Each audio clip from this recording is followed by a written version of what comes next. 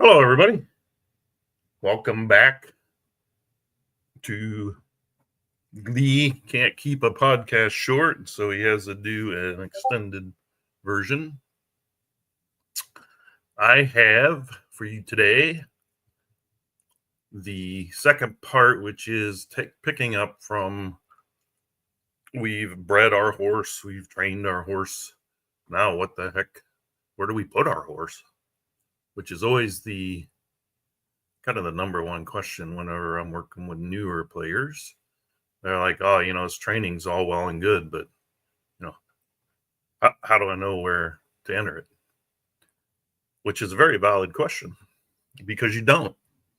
Um, as far as distance, you should be able to figure out a range to enter it based on your works and some of the conforms.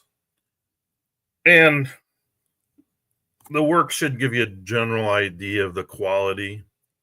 Like if it's a really bad horse, which is to each his own on the definition, but it's if runs in works in 109.30, you're probably not expecting too much out of it. More so if it's a router than a sprinter, but or a middle distance. But the big thing is what determines where to put a horse is, in my opinion anyway, how many horses you own. Because I have a lot of horses. I overbreed, I overbuy, I over everything. So I might have 10 horses that look alike as far as their conforms and their distances and surface and everything, but I may then say, okay, I have a cutoff point here, which I'm going to only raise these certain ones first. However, if you have very few horses, or if you just like to enter them all, you may have a different an opinion on it. So I'm going to put up a chart that has evolved over time for me. And if anybody's listening live and has their own chart or questions or disagrees, let me know. But let me put this thing up here.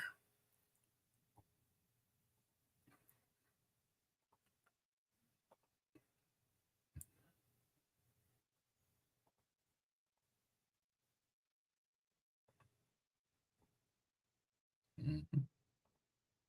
Yes.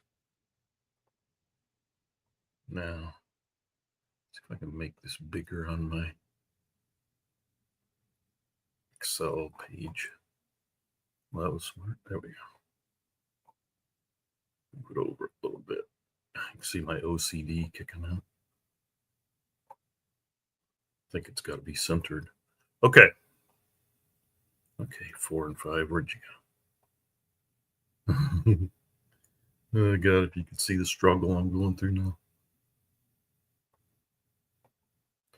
Okay, over the years that I've played this game, I've had varying, I guess you'd say, minimum speed requirements.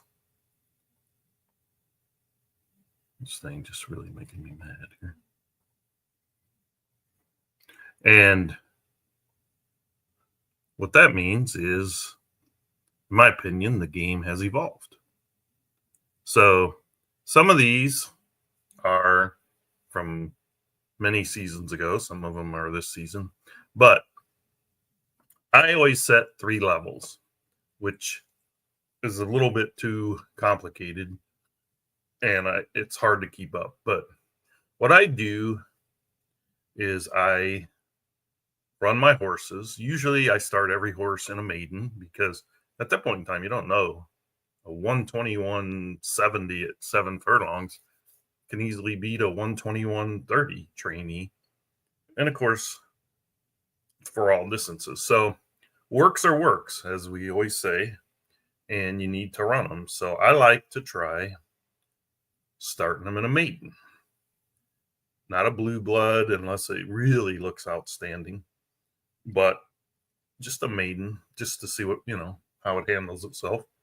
And a blue line is kind of my baseline where, okay, if it can work at these speeds at its preferred jockey strategy, I'll give it a look. Okay. Now, again, I'm picky because I have a lot of horses. So where I have 6 furlong, I might have a nice set of horses that are faster than 108 or slower than 108.60. Not saying I'll never run them, but it's where I start paring them down a little bit as far as, when I start grouping them of, priorities, who gets what priority. And so I like to see these in the blue line. I like to see these works to just get them into a race. Now, obviously, like I had said, and I can't say enough, works don't mean that horse is slower than this can't do anything. Plus, depends on what you're doing. If you just want to run claimers, just about any horse, right? But, I don't do a lot of claimers below 10. So I like 15 and above just because, the entry fee and purses are higher. So my second row is kind of like, okay, maybe it's gonna be something I can start at maiden. The blue, I mean, I'm talking about not just starting, but where it might end up. I do like to start them all in maidens, unless they're very close to my numbers in blue. Then I kind of look for maiden claiming. But so my next level is kind of a little faster. I might like to see for higher up claimers and working their way up the divisions. And then if mine are initially working at the green level, I kind of, have a big smile on my face about where they could end up. But again, the ones, for example, a horse working 135.40 could win the eliminator tournament, which for those of you that don't know is a tournament first of the year for unraced 3-year-olds, unraced 2-year-olds, and 4-year-olds with only one win or less. It's kind of like elimination, as it says. You place in the top 4 to go to the next round. But I'm just using those examples. So it's kind of a guideline I use. And the way I got this over the years was I would look at my horses that were winning races, and I'd go back and make a note of it on another tab saying, okay, this horse won this race. Okay, here was his race time. And I go back and find his work time. And I would see a consistency around, okay, these are the horses that can work at this level most commonly, to where I get, different results based on their works. Obviously, as I said, there's anomalies. So, but you got to do it yourself. You can't, you can use my chart. I'm glad to share it, send it, whatever. But I would just recommend to new players, especially, just get them in a race. If you think that you're going to use it to breed because of the bloodlines or the conforms or anything, just never put it in a claimer to start, because there's a lot of sharp claimer owners around here, claimer stables that claim, if I'm going to say it right, that will snatch that guy away or gal. So just be very, very careful as a new player trying to sneak into claimers, unless you don't mind losing the horse. That's all I'm going to say about that. So again, these are just over time where I have kind of ranked works versus at what level to enter. But for the most part, I go into maidens just to start and then kind of work my way up. Stop sharing that. And now we're going to get back to the meat and potatoes of. Sorry, I got my screen off to the right. Working off of. That's why you get to see one side of my head all day long here. Okay, back on the main site of Digital Downs. We had gone across the My Account, Main Stable, the market, and we kind of got into how do you buy a horse, and then we went into training a horse. I never really got into, I don't believe, selling a horse. And there's 2 ways you can do selling a horse. I don't believe I did, but if I did, I'm sorry. We're going to go back through it. To sell a horse quickly, let's say I want to sell this guy here. He's unraced and I want to sell him. So I just put him up and say, click on the blue bar where you see pedigree, confirmation, stats, retire from game, retire to breed, sell. It's very quick and easy. You put in the amount of game credits. Now, remind you, if you want to sell it for $20, real money, you have to put in 20,000 game credits, times 1,000. 100 equals 100,000. Don't accidentally put in 20 and end up getting 20 cents for it. And that's how you would use this method. If you want to use the sales office, which is kind of a cool thing, especially if you're selling multiple, you go into market and then sales office. You'll see sell a horse, buy a horse, pending offers, view offers, and then block offers. The last one, block offers, means I don't want this guy. He's too cheap, sends me stupid, unrealistic offers, and so I'm just going to block him. And Duna.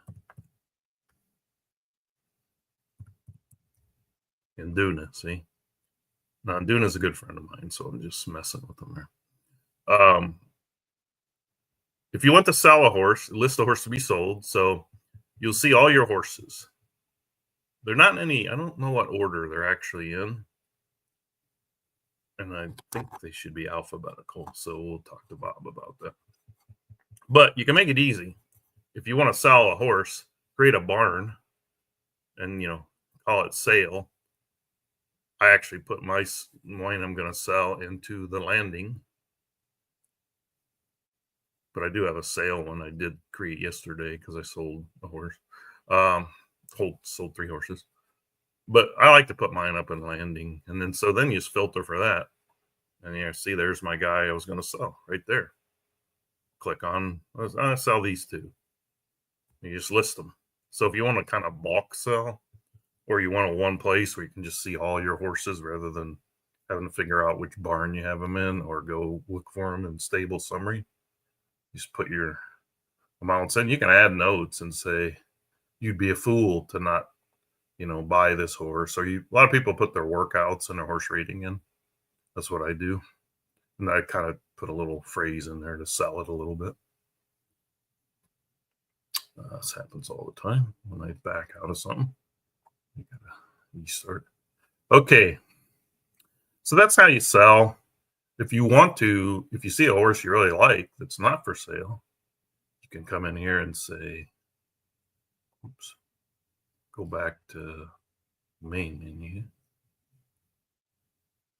And you say, I'm just going to click sales office before my browser drives me nuts here. Now this is buy a horse. This takes you right to the page that looks like this. Horses for sale. So you can get there 2 ways. Horses for sale or buy a horse. Buy a horse. See, Dutton's got beast mode down here. Horse won a lot of races or won a decent amount of money, but he's a gelding. So you're not going to breed with him, but hey, maybe you want to race with him. So that you can buy a horse that way. Now, if you see a horse, let's say I saw that I'm doing this wrong. If you see your main stable flashing red, this thing will be flashing red called sales office. That means someone has made an offer for one of your horses that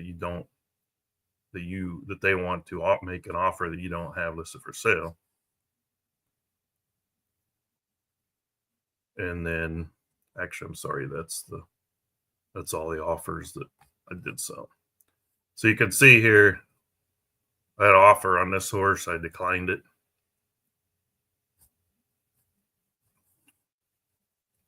The rest of them,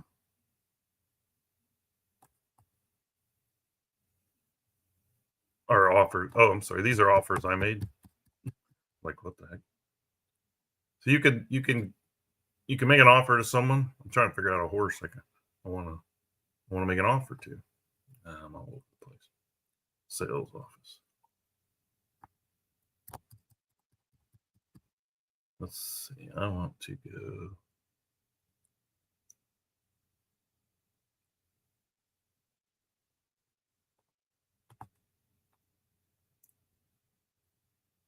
K and V is the name of the horse. Sorry, I'm getting my mouse is mirroring itself and I can't get where I want. All right, so you just type in the horse's name, K and V.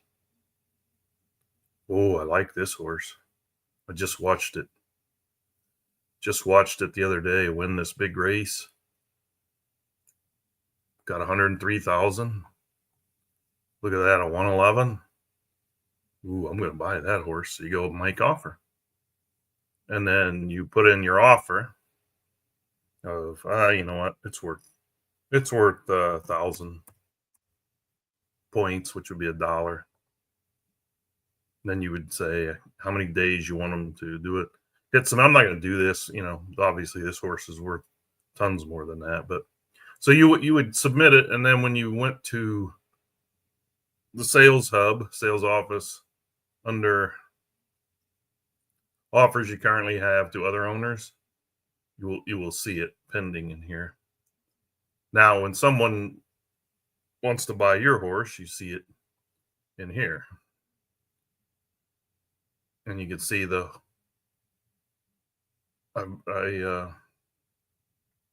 sold a lot of horses, but this is where you see it, and you accept them or you choose to decline them.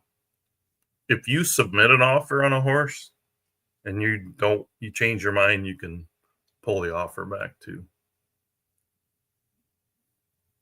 So that's how the sales office works. I need my coffee. So now let's get back to the racing office. I'm going to go through the menu items as they stand, and then we're going to look at what they are. The race calendar is a page that will let you pick any date on the calendar, and you can see the past results. Racing news is a section you can find very obviously news and some other things.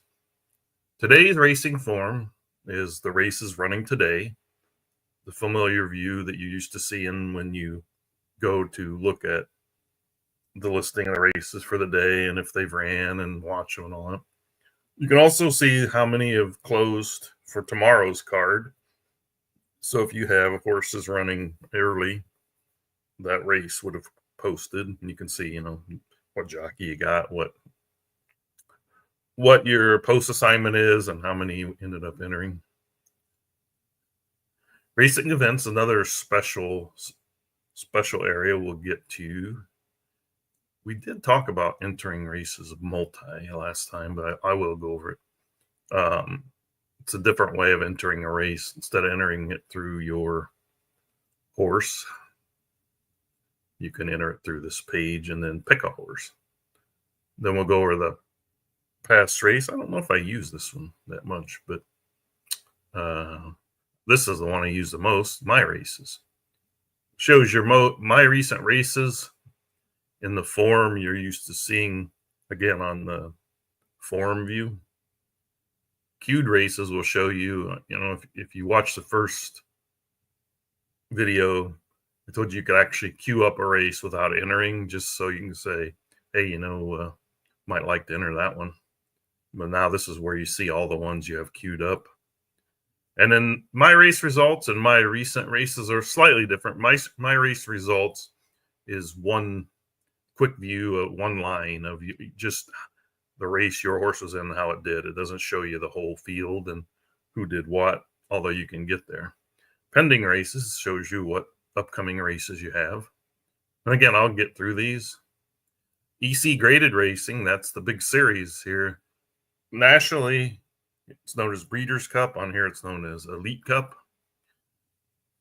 You qualify by earning points in each of the lead-up races. the top horses and top points in each of the different EC races can enter for free. Several horses will have an option of entering more than one because they might have qualified more than one, but you can only run in one. So pick and choose. And also, just because you're not in the top 10 or 12, depending on the length in points in one of these categories, doesn't mean you won't get in it. For the simple reason is someone ahead of you may not enter theirs for one reason or another. They don't like the way the horse is running. Most likely they entered into a different one they qualified for. So you still could get in. So I always recommend, like, if you're in the top 20, maybe you go ahead and enter, and then you get weeded out as people, as Bob reviews, who's eligible, who isn't. It's run over a couple of days, so it's not like they're all on one day. Actually, it's over 3 days, I think. DC Series is our version of the trademarked Triple Crown series. We call it the DC Series, and that would be 1.25 miles. We don't have a 1 3/16 for the middle, so we do 1 1/8 miles, and then the final one's 1.5 miles. And you'll be able to see the races and who's leading in points. Virtual Oaks, a special race series as well. And then if you just want to see all the stakes races that are out there for the season, you click here and you'll just see them all. If you want to do future planning all in one spot. Series racing is for about every series you can imagine that we race here, all the way from the Anita series for the horses under 100, Futurity, all the different series that accumulate points and race at the end. You can see them here. These aren't there, I don't believe, the EC and the DC. I realize now that, can you see this? Yeah, you can see it. Okay. Eliminator tournament I referred to a minute ago is the granddaddy of the kickoff our season, and it's unique. I don't think anybody's ever had it before. The Eliminator tournament takes unraced 2-year-olds, can enter as many as you want, and there's 8 horses initially in every heat. You must finish in the top 4 to simply advance to the next round. So if we say, and I tell you, there's usually 200 plus in these things. So imagine 30 heats of 8 horses each, 240 horses. That means 120 of those 240 will advance to the next round, and so on until we get, I think the last round or two is set up more for as 10 horse races where 5 advance or something like that. So to get in there, the only requirement to enter a 2-year-old in the eliminator for the 2-year-olds is it just can't have ever run a race. The same goes for the 3-year-olds. If you 3-year-old, which obviously we don't breed 3-year-olds, so people start collecting them about this time of year, start getting those 2-year-olds if they look like they might be eliminator caliber, which again, you don't know until you race them, but you get a general idea. Start stockpiling the 2-year-olds and wait until they're 3. Usually it's a little bit early to do that, but every now and then you might come across one. You're like, oh, this one's ideal for eliminator. But I think most people don't want to wait that long, so they race what they get now and they look for eliminator horses a little bit later, maybe. 4-year-olds and up are in their own group, and you can win one lifetime race and still get into the 4-year-old eliminator. So it's a little bit unique in that manner. And I think I'm missing, I think I can scroll down a little bit. Let me see if there's something else here because I got my screen too big. Trainer created races do not exist. Used to be something where the guys would sit around and talk about, well, let's do a race. And I think a few people can do it, but you don't see it that much. So now let's look at them here. Race calendar, I mentioned it. Race calendar, you see it? Pick a day. What happened on the 9th? Looks just like it did when it ran, except for you just see the results.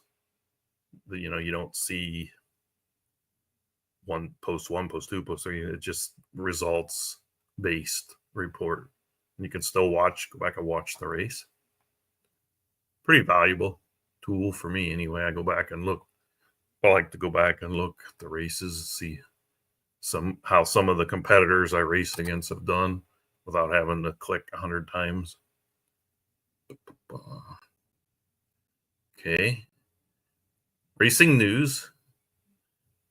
What I use this. Oh, this is different than I thought it was. Sorry.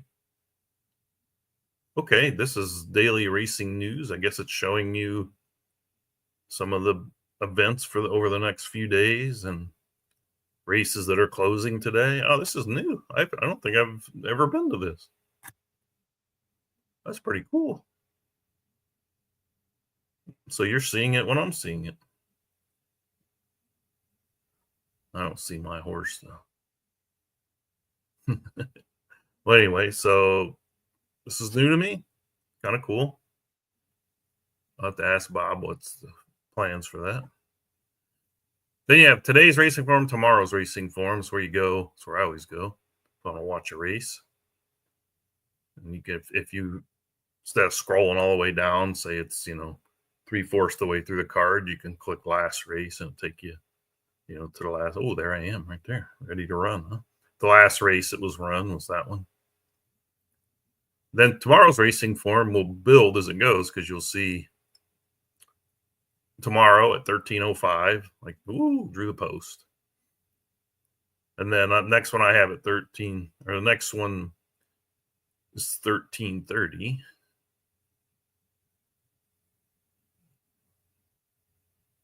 Now, this page is, you really only need to pay attention once they close, because there's races in between these that apparently didn't have enough runners. So like this 13:30 will get pushed up to 13:10. It's just sitting there now until it closes. So you look through here and you're like, oh my God, look at all this. But all these won't fill. So then you'll see, as the day goes on, you'll start seeing them closing, because see, this one hasn't reached the deadline. None of them. You could still technically enter these or make changes. I don't think you can make. Yeah, I think you can still withdraw even, but I don't look at that much until the end of the day, because I just kind of like to see, what's up for tomorrow. But that's what tomorrow's racing form is. Now, this is what I thought was racing news. Okay, so this is a newer section as well. Racing events. I think he's still working on this. Okay. We'll skip over that one then. Oops. Now, Inter Races Multi was the one. Let's say you just a ton of horses and you just want to see, well, what races are available, for the rest of the day. Nope. Maybe this was a casualty of the server thing. Let's try tomorrow. Okay. I don't know why that one didn't come up today. So you can see tomorrow, okay. There's some races out there. We knew the first one already closed, so we can't enter it. But let's say that one, I'll pick one that's not closing here. Let's say, I'm looking for, I have a bunch of horses to put in a maiden. Let me change it. I have a bunch of horses to put in a 5,000 claimer. Click on it. And I'm sorry, because my internet, this is not the site. This is me. And it will tell you all the qualified horses you have to run. Apparently, I don't have any qualified to run here, so it's a bad pick.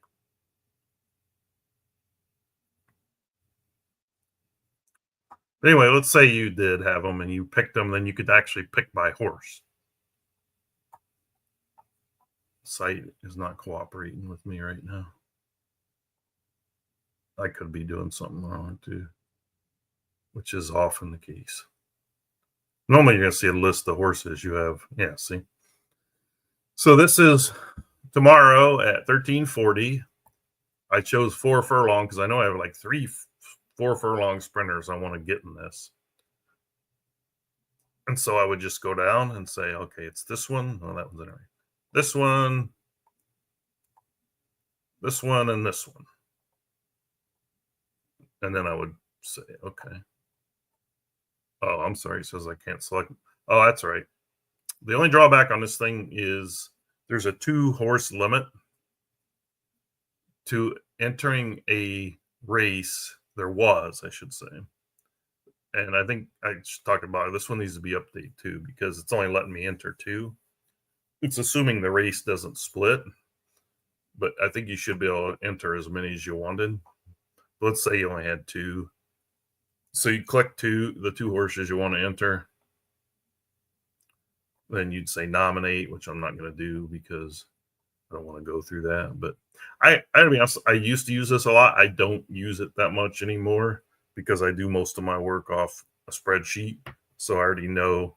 I just kind of work my way down my spreadsheet and I don't use this. But if you have a lot of horses that are very similar, you want to enter in like a certain race, you can do it quicker here than if you just went 1 horse at a time.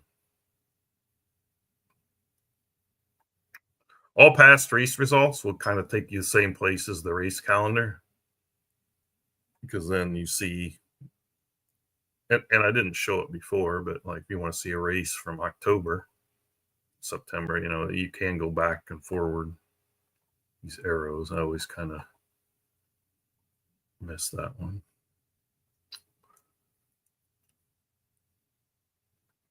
My races we talked about. So here is my recent races. I had a race today at 1310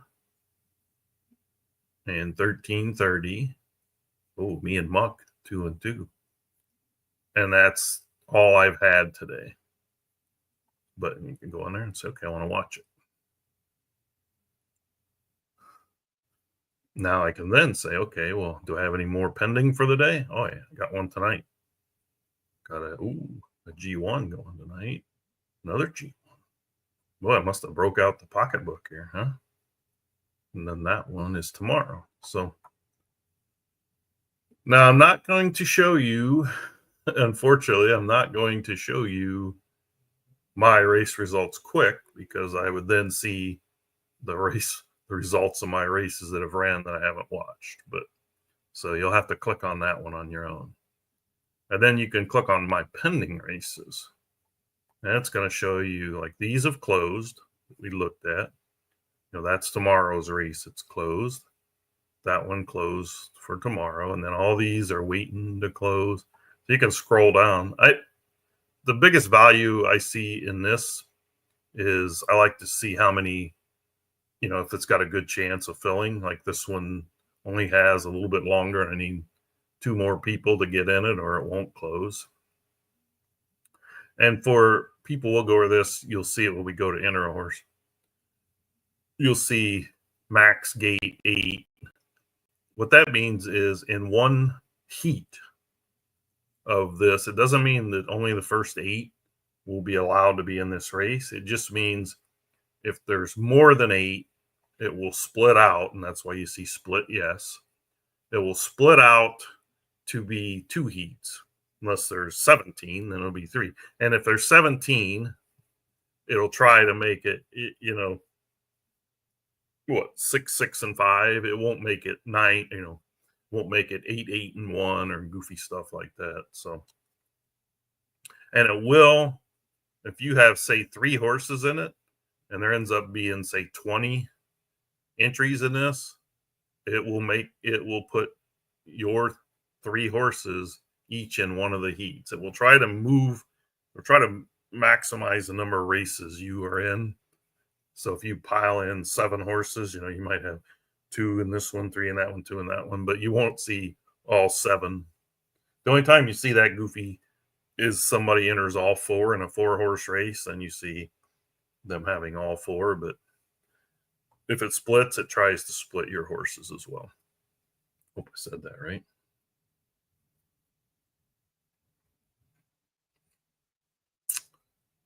The EC series. We're going to go look at that page.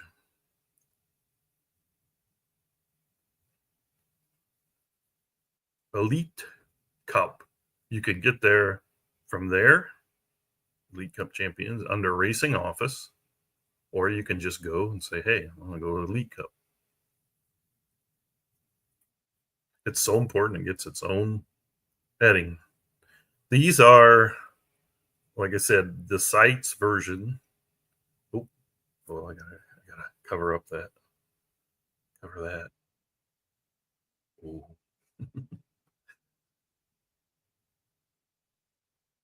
So in the US, we have in November, they just ran a few weeks ago, what's called the Breeders' Cup, which is kind of the the best of the best, or most of the best of the best. Some don't enter. It's open.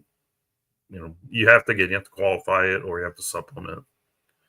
Same here, although you can't supplement, but you qualify it by earning points in all the lead up, what we call lead up races.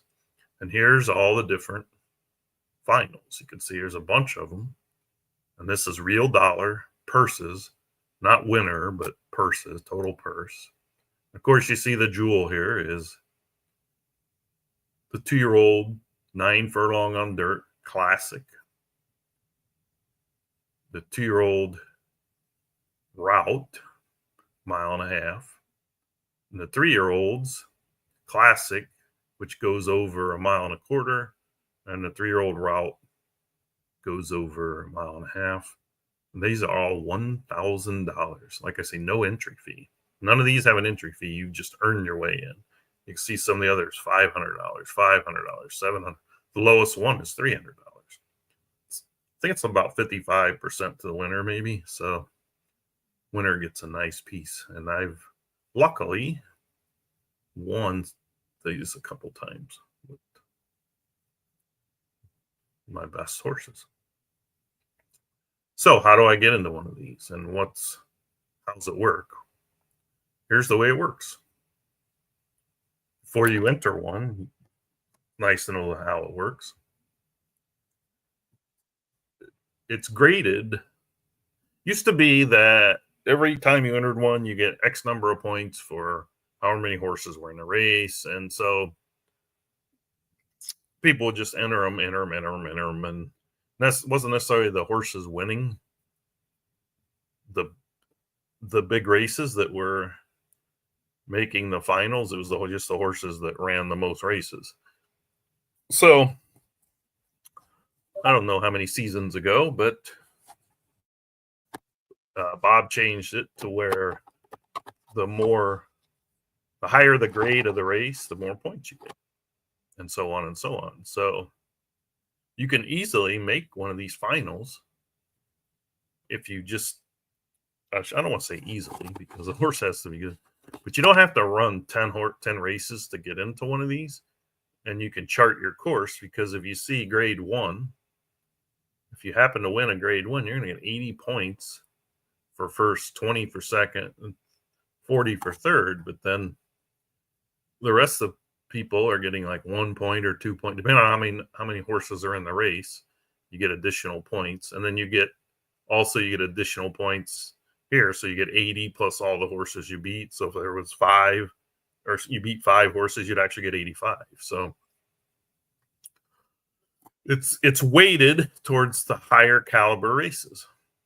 So if you look at the standings here, we'll go to the very first one. Juvenile Dirt Sprint. And you can see the standings here. You can also see the finals on the 27th. I'm not sure why that one is there. This is the race to be run at Florida Downs, 5 furlongs, dirt. It says fast now, but I think could change actually because of the weather. You know, the weather we talked about last time is only correct out to 7 days. You can see there's still races today. I'm sorry, tomorrow, the next week. If you just bred a horse or bought a horse that's decent and it's won its maiden, you could still make it to this Breeder Cup. Look at this. You have 176 on the leader. You can see here in the finals, this one does not split. You know, we always said it splits. Does it split? No. And this one will have a max gate of 8. So theoretically, if this was the end, these would be the horses that were eligible to enter. And you're like, man, poor Northland, Diamond Moon, 2 points out of it. Well, you never know. One of these may not run, or he may be entered somewhere else. So you always have a chance. But you see these top 3 or 4 have kind of pulled away. You can also see how we got there by scrolling down. The first 2 races didn't have enough to go, so there was points missed out. Pencil it in. Grade 3, so if you go back to that chart, you saw, remember that grade 3 automatically got 40 for winning the race because it's 80 for a grade 1, 60 for a grade 2, 40 for a grade 3. And then he beat, or it was 6 horses in the race, so he got additional 7. And then in Duna, 25, 14. So these add up. Now, see, this one's a G1 value star. Instead of the 40 for the win plus the extra points, he got 88. And even second in the grade 1 and third in the grade 1 equal to the grade 3 win. So if you catch a few grade 1s and can win them, I mean, only take, look at it, win a couple of grade 1s and you're right near the top. You don't even have to have won a grade 1 to make it. Now, the question is, what's remaining, right? So if you scroll down, there's how all the races have gone. You can see what's left. Okay, this one didn't run, the 17th. So we have right here tomorrow, and you can still get in it. If you have a horse that's won its maiden, tomorrow there's a 4 furlong race. 800 meters is 4 furlongs. You get in that race and win it and get at least 80 points. You'll be right up there. And then you still have other chances. I believe this is the final. It says qualifier, but I believe that's the final. And that's how the EC races all work. Now, what's also cool about it, I like to always click back up here instead of back up, is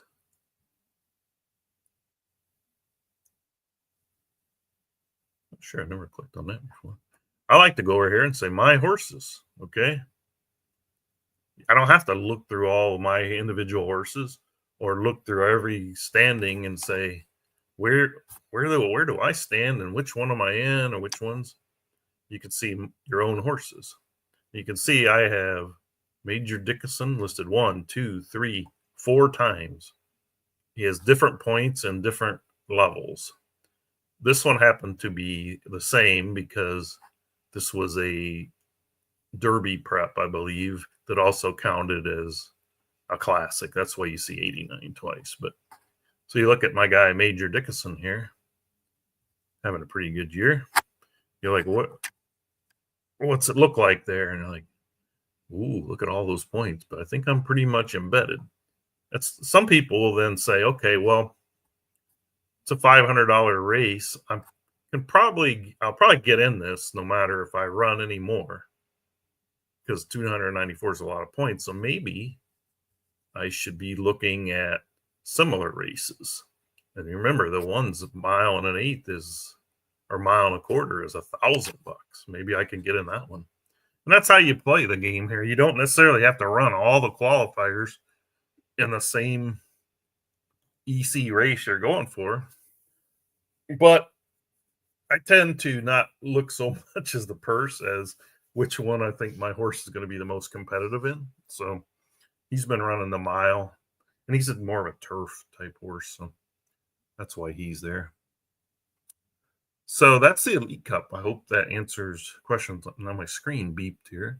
So I don't know if that means I got a message or what. So give me 1 second here. I should do what Bob said, the 30-second commercial.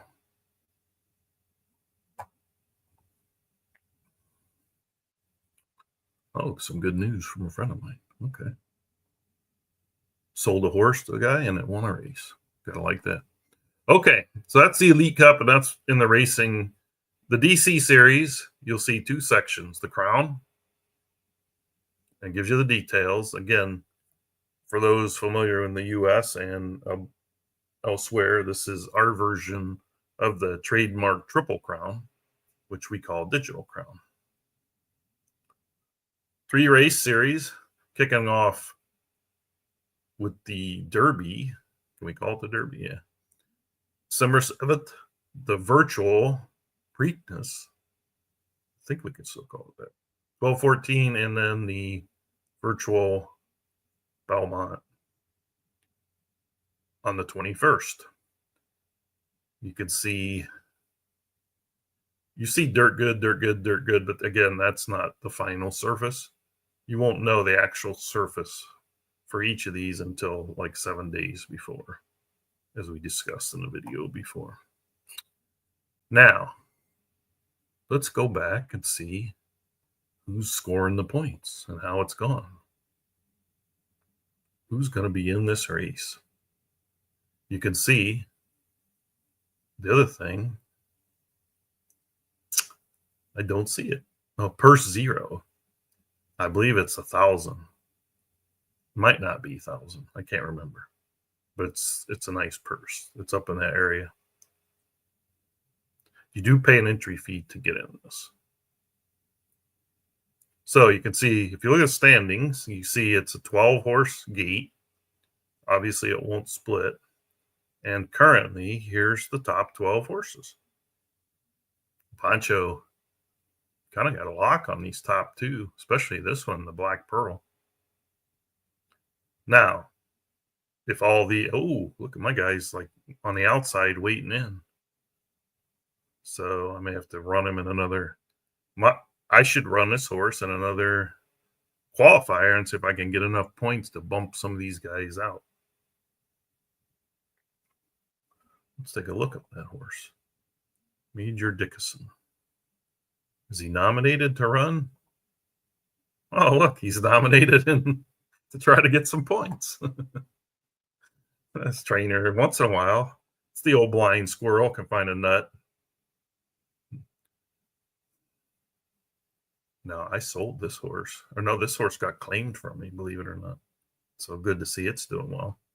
100,000, I think, though. So, well, anyway, so that's the standings. You can see there's a lot of horses that have run. Now, you're like, well, why do I want to have points? Or the nice thing about this series is when you get to certain races, just like in the EC, people above might say, I ain't running my horse. Nah, I can't go a mile and a half.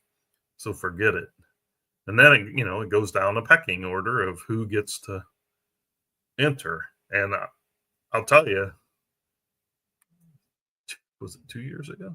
2 or 3 years ago, I was way at the bottom of the pecking order for one of the races.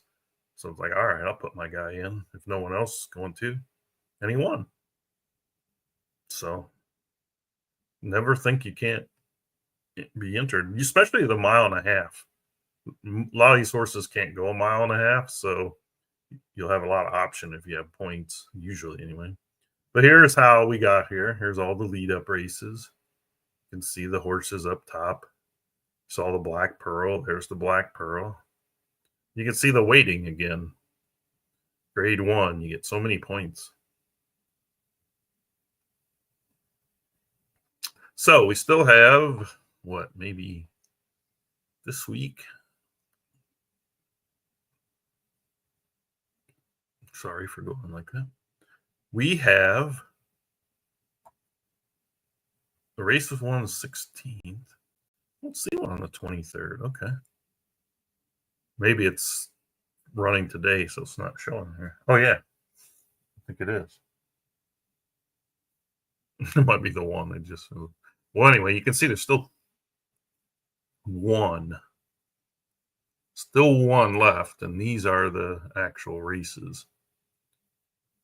So standings could change. I still got a chance. Let's look at the Virtual Oaks. It's another nice purse series. Mile and 1/8, grade 1 right now. Poncho's on top of that one. There's a heat today. Heat next week, and then it runs on the 6th. You can see there's still a chance you can get in next week's race. It's a G2. So that would mean you're going to get 60, minimum of 60 points. And you go up here and you see it's 10 can get in. So as long as Unconclusion doesn't get a bunch of points, just win and could just get you win one race and get in the Kentucky Oaks final. That's what I did the year I was talking about. Entered the last race. Actually, yeah, I take it back. It was the Oaks. Anyway, I'm old. I'm forgetful. Then, like I mentioned above, if you want to see how many stakes races we have left this season, they're listed by date, by time. This is what's called posted, meaning it's either today or tomorrow, most likely, because as I mentioned earlier, until the entry time comes, you're not going to see them into the posted. So you'll see some of these later on today. They'll move up to posted. But you can see there's still a lot of money to be made here. We haven't even got to December yet, right?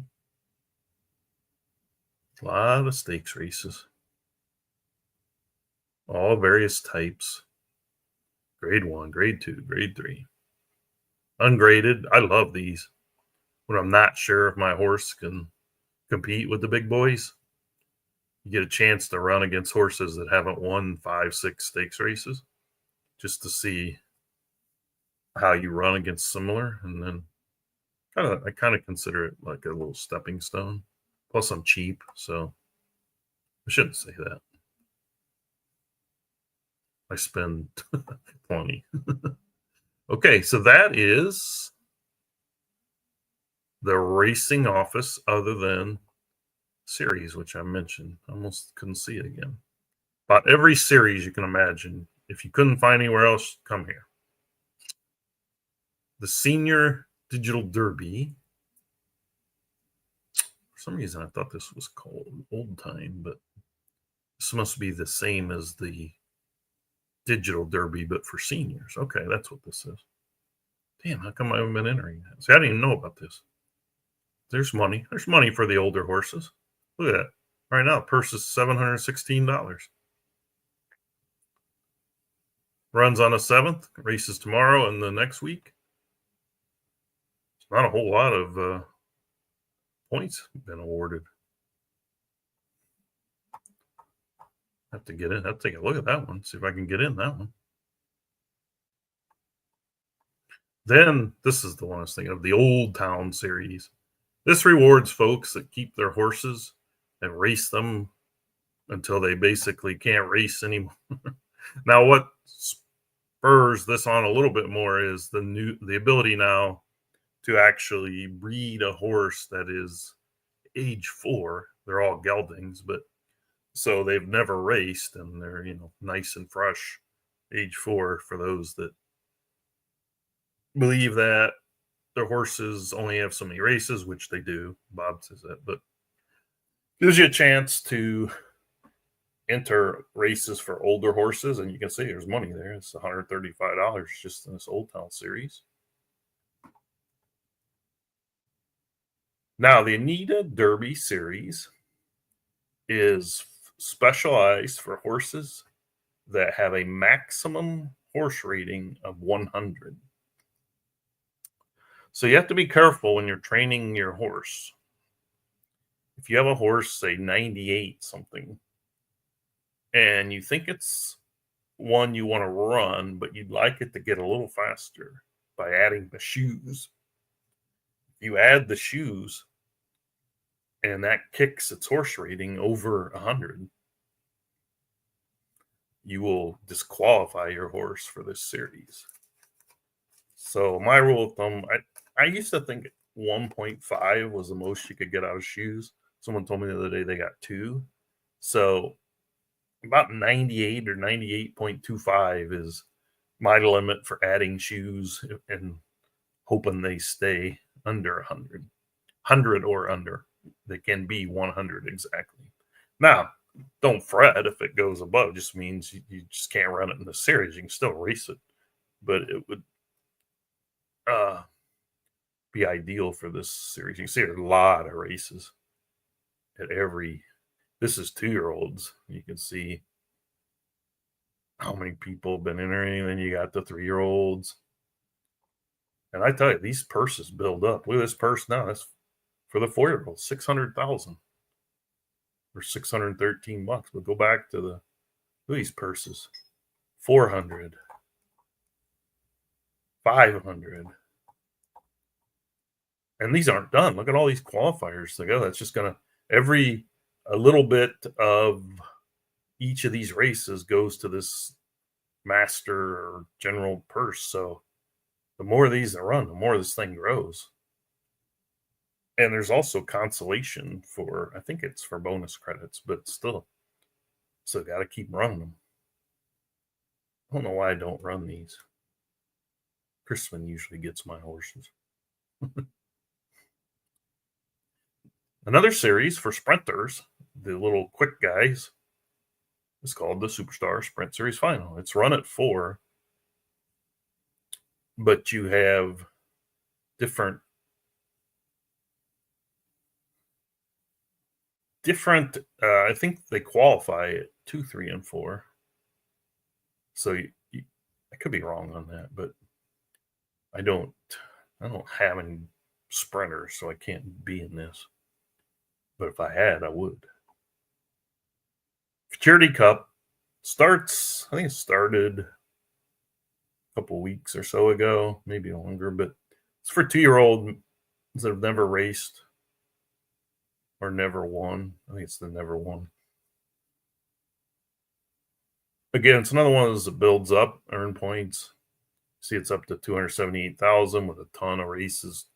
Poncho up top with a couple horses, but you can see it's close. You get 8 or 9 points a race. It only takes, assuming that all these don't keep running and doing well, it takes a couple races, 2 or 3, to see your guy up there contending. Labor strike here. Got to get going. Global heat.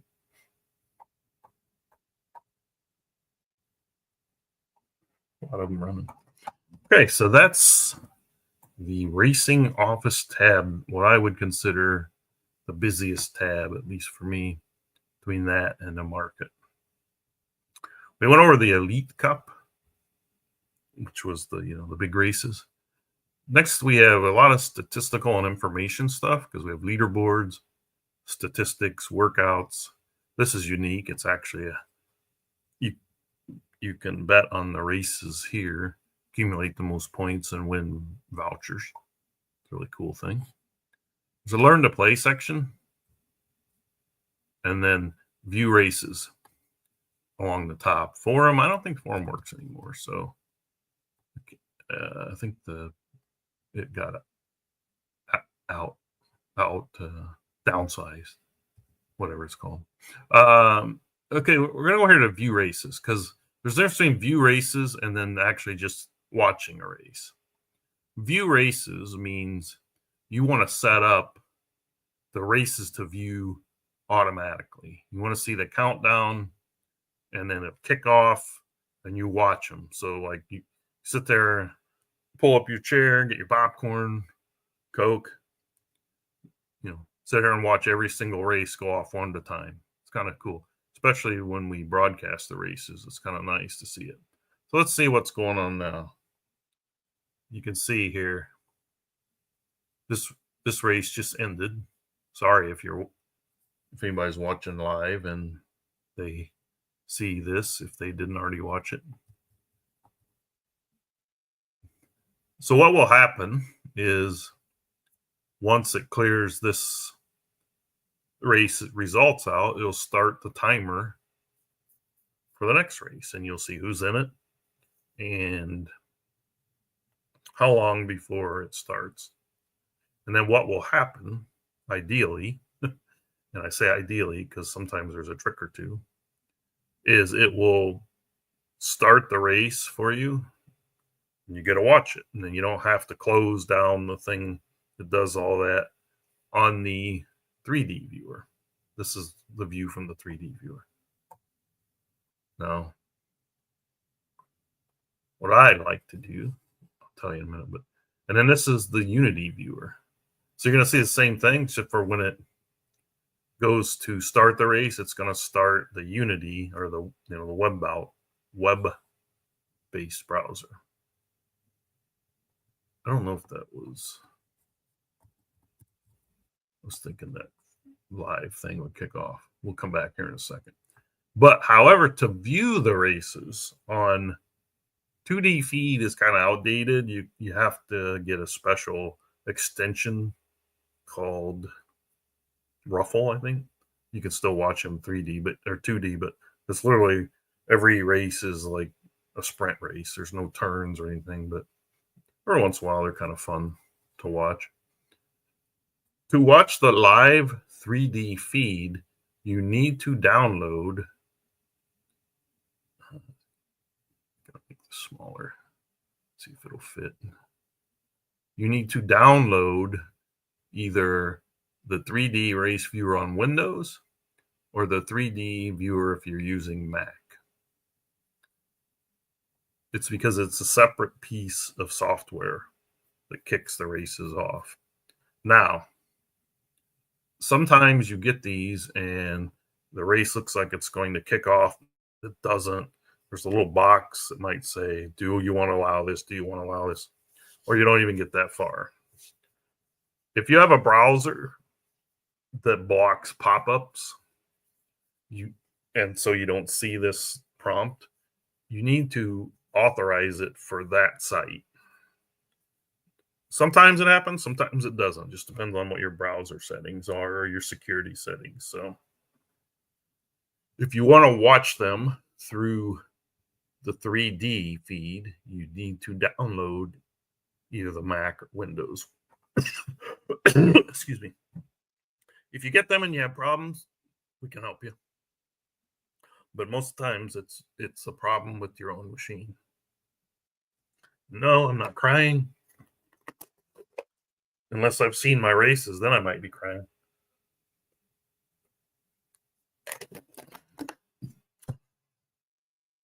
Okay. Oh, Steve's here. You still here, Steve?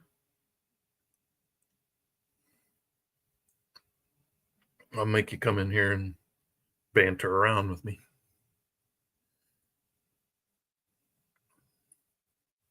So let's go back to the live feed and see where we're at. Was that the last race or something? Maybe that was the last race. Today's racing form. Shouldn't be, though. No, it was. Okay. That's why it's not counting down. All right. Should have got here quicker. All right. So it's not going to count down something that's, 5-6 hours away. So if you want an automated feed, pick these, try it out. I don't use it because I usually just watch my races. So I just go to that race. However, if you want to watch the 3D view, you do need software. If you want to watch the newer web-based, you need no software. So, okay, this was a race ran earlier today. I'm going to show you the difference for people that have never been to the site or new but have never raced. What I mean by the 3D viewer, this is what you'll see a lot of times the first time you go to run and you say, hey, I don't see a message anymore. And then the next day when you go to run, you'll probably see the message again, but you may not see it the rest of the day. This is the 3D viewer, which has different camera angles. See, that's camera 1, camera 2, camera 3, camera 4, camera 5, camera 6. And this one's stuck on the finish line. And then you can, okay, camera 2, see from behind. Camera 3, shoot. Hang on 1 second. I gotta do that again. Didn't pick up my share screen. Sorry. That's why. Thank God I got it on the other way. Okay. Stop sharing. Present. Share screen. Window. Okay. One more time.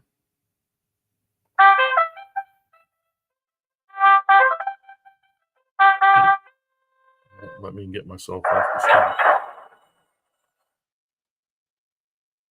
It's camera 1 from the inside, camera 2 from kind of overhead and behind, camera 3 from the outside, camera 4 and right in your living room, camera 5, pick a horse, be the jockey. You pick a horse, you switch that view. Each horse's splits are here. Camera 6, if you like overhead. A lot of people like this view because it gives you the best view of how your horse is progressing. Like you see, oh man, hope he can get out. Yeah, see, would look different if you saw it on, say camera 3. You may not see that, but actually this is my favorite camera view. Like I'm on the inside. You can pause, slow it down in case you think you got cheated out of a finish. No, my horse beat that one. Then you switch to camera 3. Oh, I guess you can't unpause. Well, anyway, that's the 3D viewer. Unity viewer, there's no software. The first time it loads, it might take a while. Then it gets in your cache. Hang on a second. Got to switch to that. So you would go back to your race schedule. Pick Unity 3D. And if you have the view races, Unity 3D feed, this is what, you don't have to keep doing this every race. But then you see each race one at a time. So, Unity 3D. That just looks like this.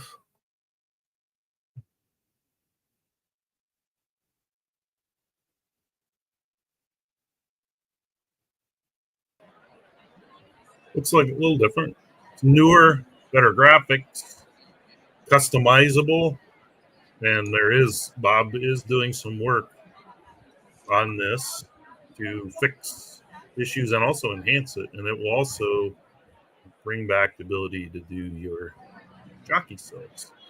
On this one, there's a drone and then there's cameras. There's a lot of different views here.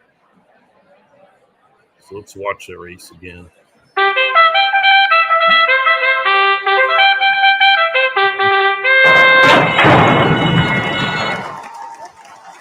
So this is the one I use at home, but when I do these live races, I don't know, my screen seems to hesitate. Now, on my live screen, it's not hesitating, but sometimes when you watch on play. So the drone view gives you insight.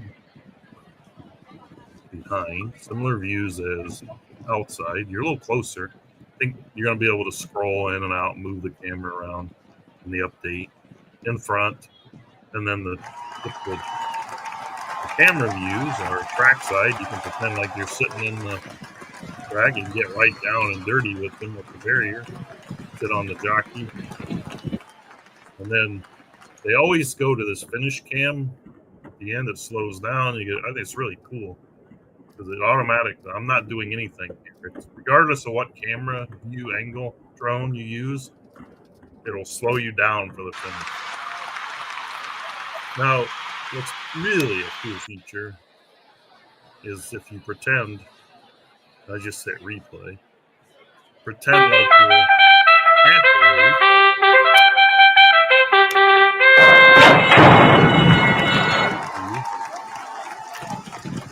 the finish view. Look, you can see him. See him up here running around on the big screen,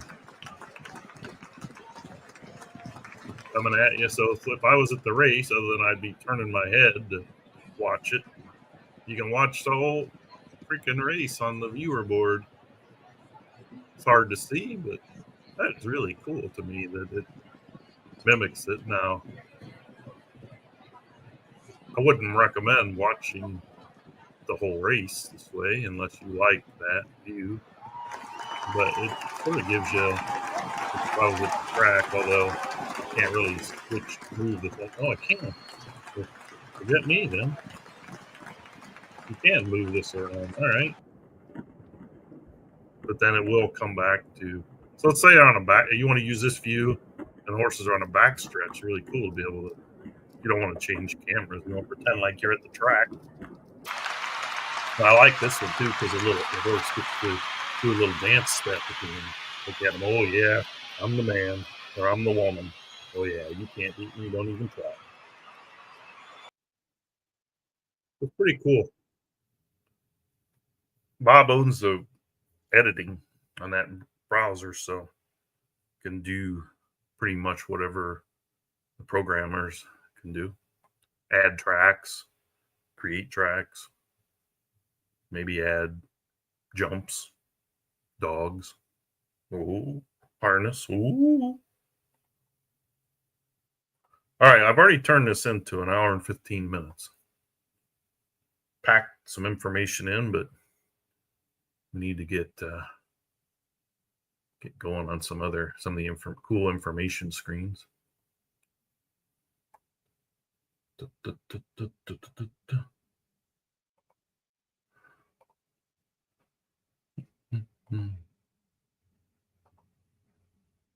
It's kind of how the racing goes. Now, I didn't show you the key part, which is, okay, let's say we now have that horse. We have a little guide of what we want to do. Oh, look here. Look at that, folks. You see that? Someone has sent me an offer. How cool. Who is sending me an offer? Then I go over here and I hit view offers. Probably in Duna. Oh, no. Flip Arms is offering me, you see, 25,000, and so that'd be $25 for this horse called Seattle Ember, whatever. My guess is most of it is for the breeding of it. I can either accept or cancel. What I hope that he adds in the future is when you say cancel, I hope you can say why you're canceling or hey, how about 20, like a counter offer.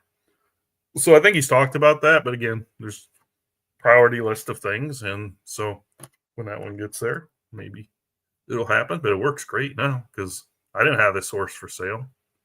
He found it somehow. I know there's a search function, so I shouldn't say found it somehow. A lot of people like to look for certain sires and or dams. So let me go to my stable summary. If you remember, stable summary is one of our reports. Was that called Seattle? Remember? It's definitely not Seattle. There it is. That's the horse he's wanting to buy, a 3-year-old. Seattle Umber out of Seattle Slough and Umber Star. Owned by me. Hasn't ran yet. Born on June 10th and hasn't raced yet. What kind of crazy person is that?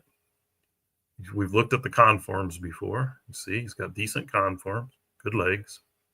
Then you look down at the pedigree, Seattle Slough, Umber Star, nice. It's like, okay, is he a racer? Let's just go down here and check. Remember how we did this before? Worked our horse, and then we went back and looked through the history. Best works. Yeah, he's got in the chart 108.49, puts him in easily in the raceable category, but he's not really. He can run 6 furlongs. He looks more like a 7, 8, 9. So you see, definitely raceable. But I'm pretty sure Mr. Flip wants him for the Seattle Slough Umber Star. Look at this, is a really good breeder. So that's why it hasn't run, because I was saving it as a breeder and I really haven't got to my horses. How sad is that? June 10th. Probably figures, well, this guy just forgot about the horse. He'd be almost right.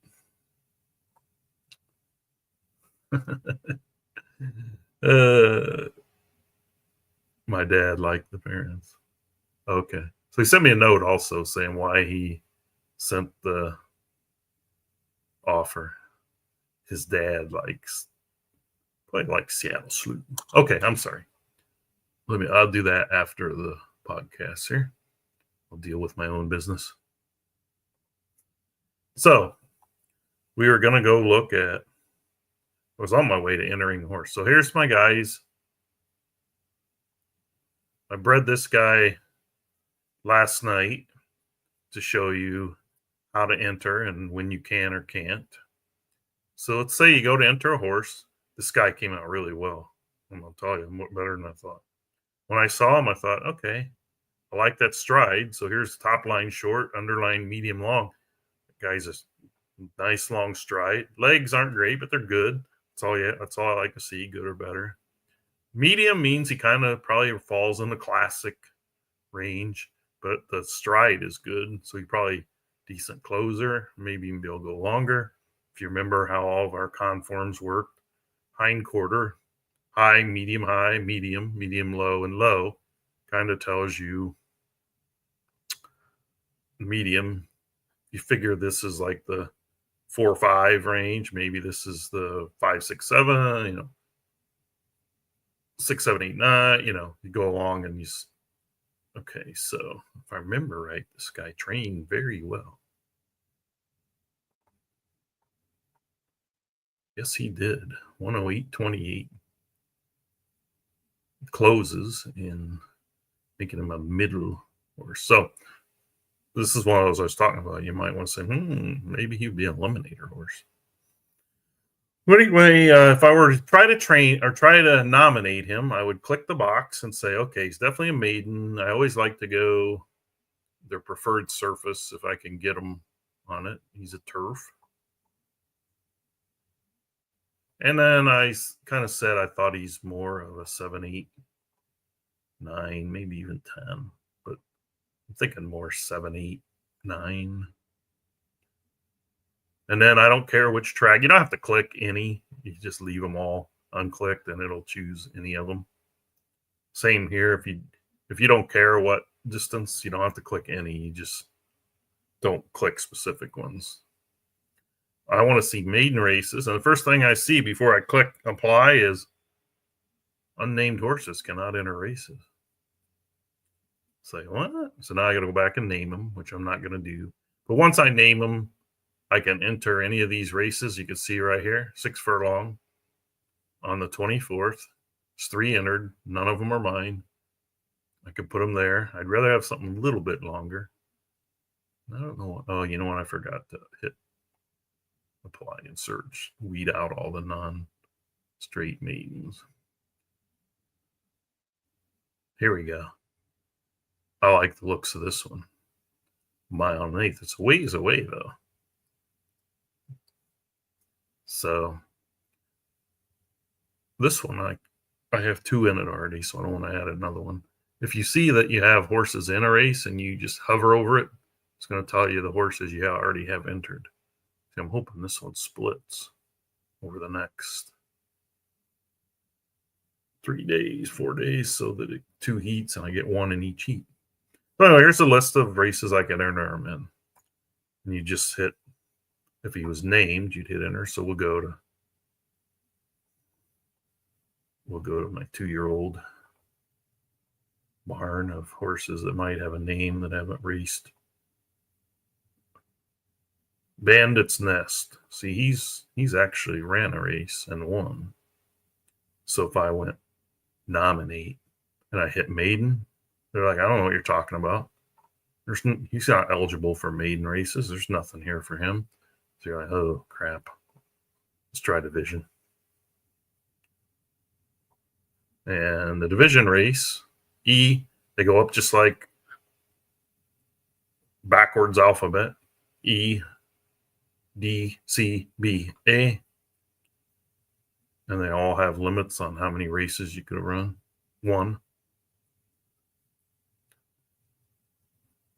But just because you don't have, it's not like the dog races where they go up 1 level at a time and they're called now level B or C or whatever. You can run them in, I don't have to run them in E if I think he's better than E. Run them in B, bigger purse. So you have your options on that. In order to see these, you have to have run a race. You didn't have to win your maiden. You just had to run. Every horse here starts in a maiden or maiden claiming or blue blood maiden, or basically the word maiden. The first race you must run in that. You don't have to win it for other races to open. You just have to run your first race in that group, the maiden group. All right. Every time I drill around, do stuff, but for some reason I always click back to the main stable. Now we're going to look at, and I'm going to try to go through this in the next 40 minutes. So bear with me because it's going to go quickly. Leaderboards. There's all kinds of leaderboards. Current season meet leaders. You get points in each of these categories.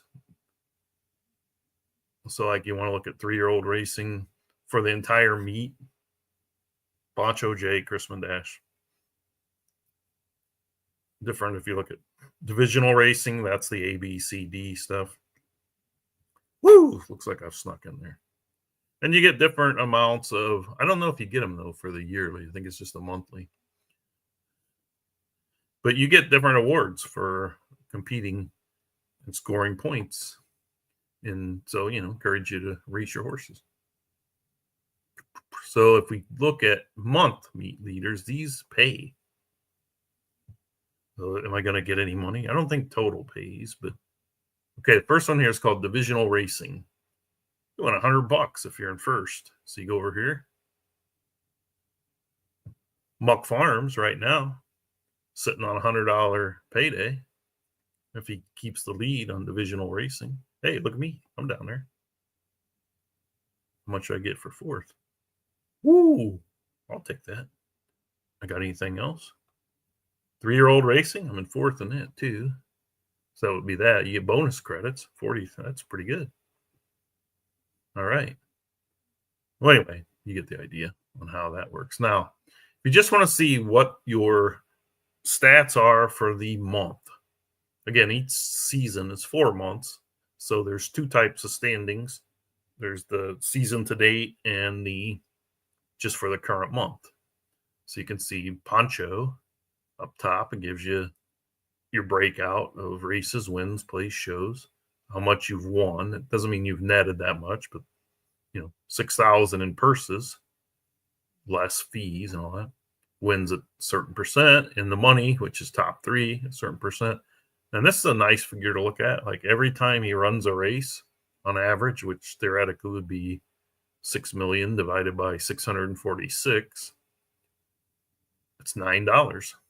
Just keep running them races. Now there's some jockey take and entry fee and all that. So it's not like you clear that much, but it's pretty good. And this is The guy in third here is just amazing. This guy that just made the offer for the horse.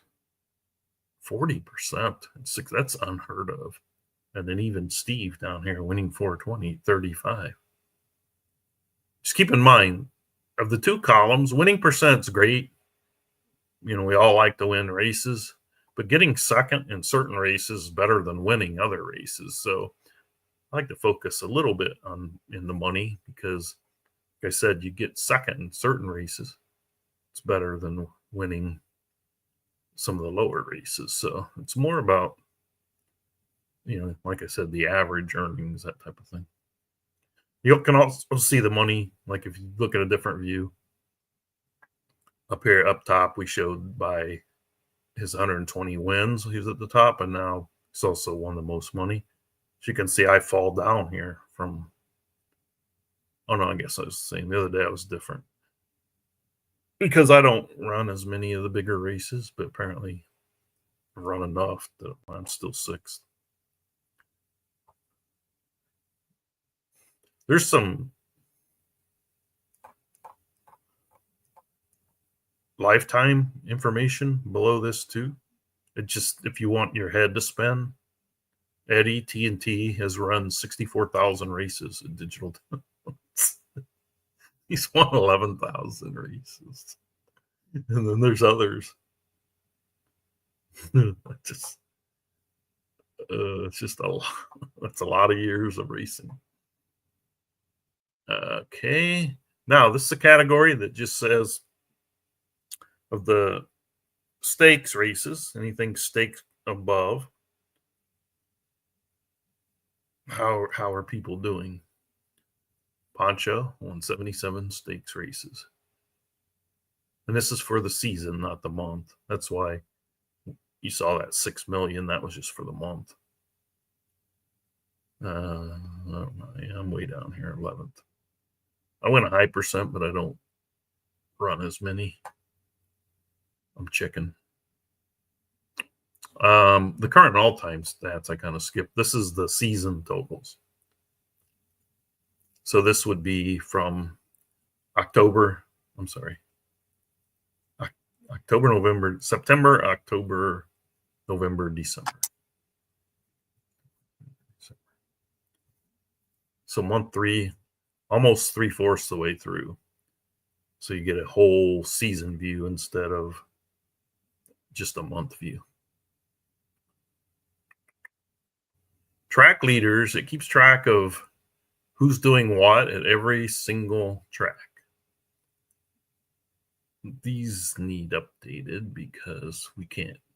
This is actually called Philadelphia Downs now. But Digital Downs is this one. So you look, okay, who's doing well this season? Who's winning a lot of races here? Flip, of course.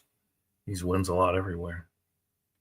So that's kind of cool. It breaks it down by, I think, you know, depending on the size of the site, we grow it larger and larger and larger. You might see awards for each track. I don't know. And then state bred, we don't really use as much anymore, but what that is the little extra kicker you get because you want to race in the state that the race was hosted. We used to have races where you could only run, but it does show you that, you know, what happened here? How much money people are getting extra for winning races in particular states. Sorry, horses, not people. That's a decent. So you win a big race and you happen to have bred your horse in that state. Remember we saw the Black Pearl earlier? He's also earned this additional money just because he was bred in the state of his races have been run in. So you have to be a certain member level to get that kind of stuff. And we looked at that last time as well. This is for all horses. Races won, complicated, has 10. He also happens to have won the most money. So he's winning decent races. Where's my guy? He's won, I thought, 7. There he is. There's the major. He's down there. 575. 7th. Okay.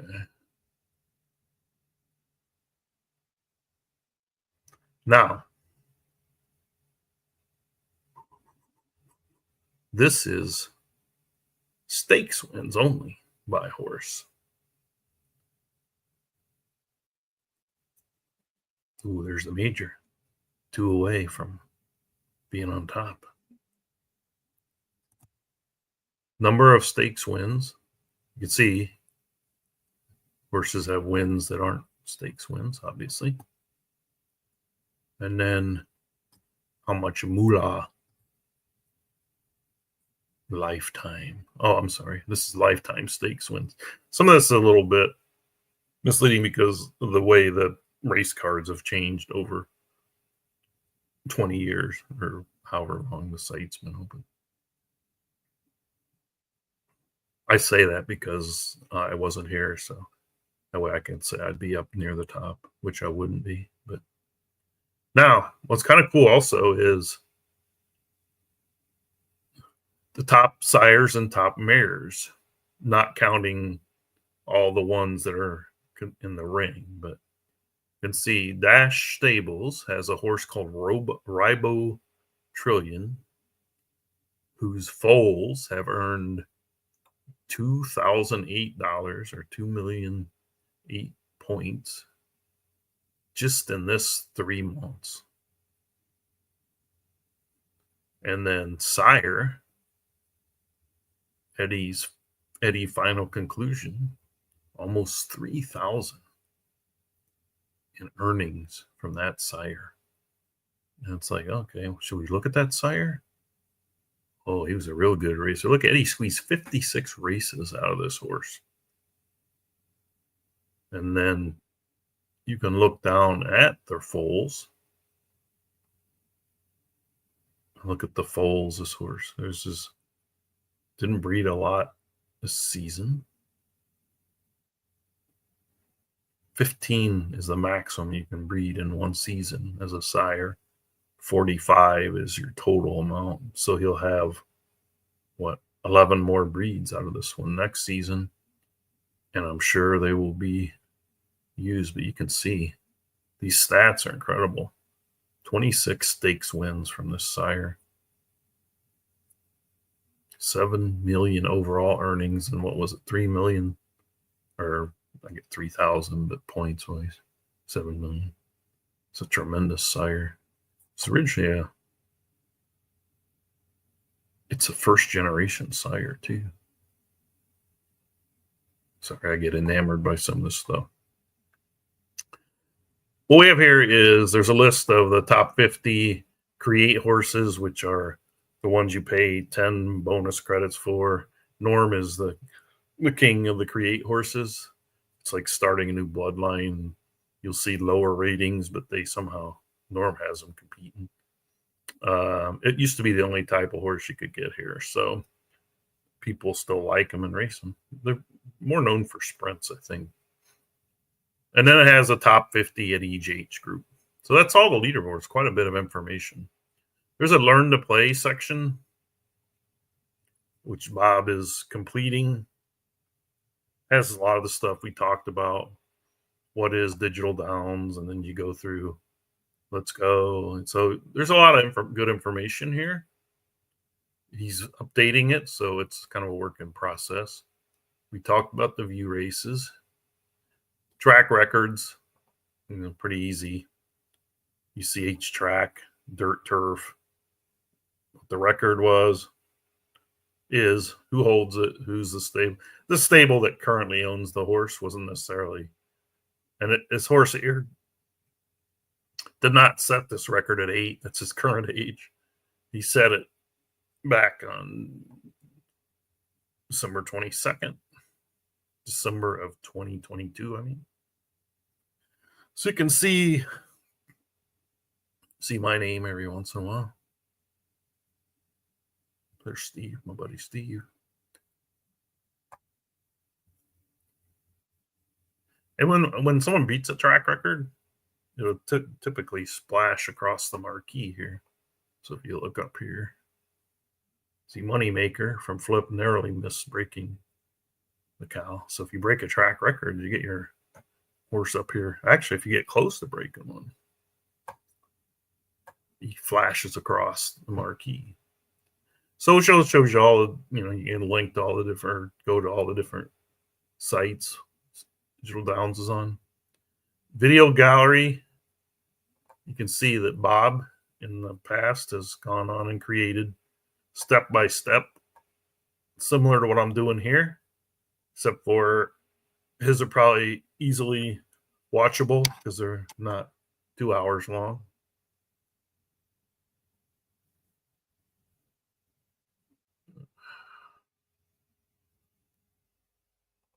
Not sure what Bean Video Gallery is. It's the same thing. Oh, it's some shows. See, there's a show I used to do.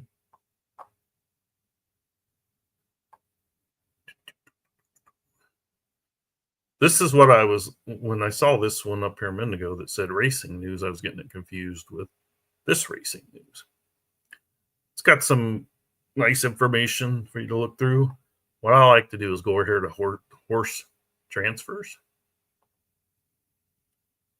because you can see all who's buying, who's selling, sort by date.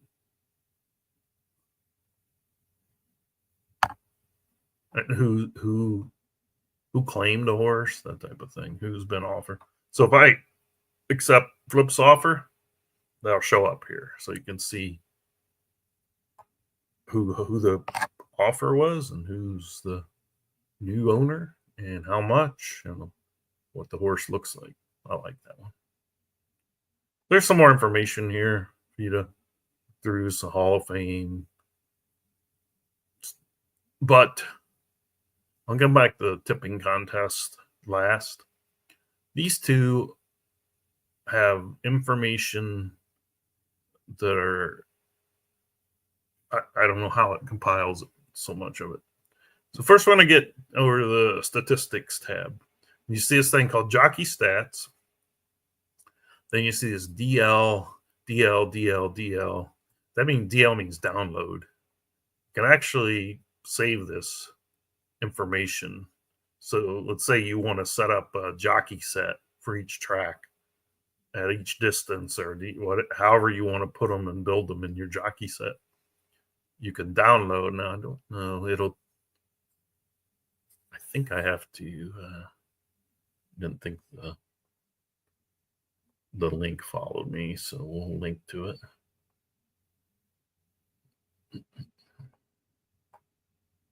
So when I download, or when I clicked on this, it's going to be so small though. Let's see.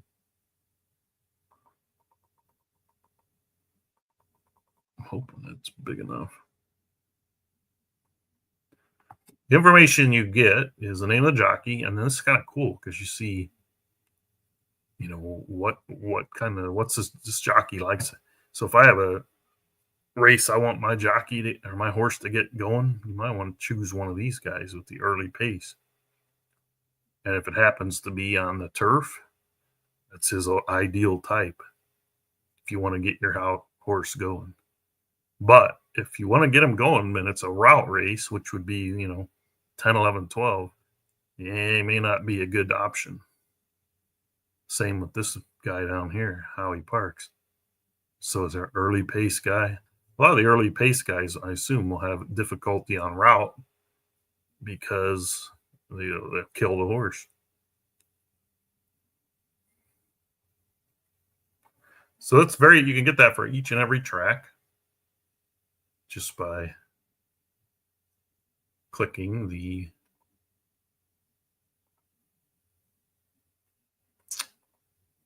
right page. Now I got to get back to my page and get you back to my page. That one. We will go to the regular page.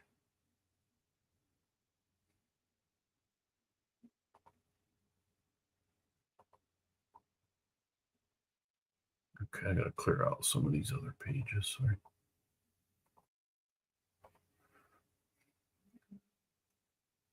So that's all jockey. Now there's this main jockey stats page. You can sort by whatever season. You can sort by however you want. All these different. So if you're going to pick a jockey, it's like, yeah, I'm going to be on the dirt 4, 5, and 6, and I'm trying to think what the digital downs will let me do that. Yeah, digital downs. I'm going to be the dirt 4, 5, 6.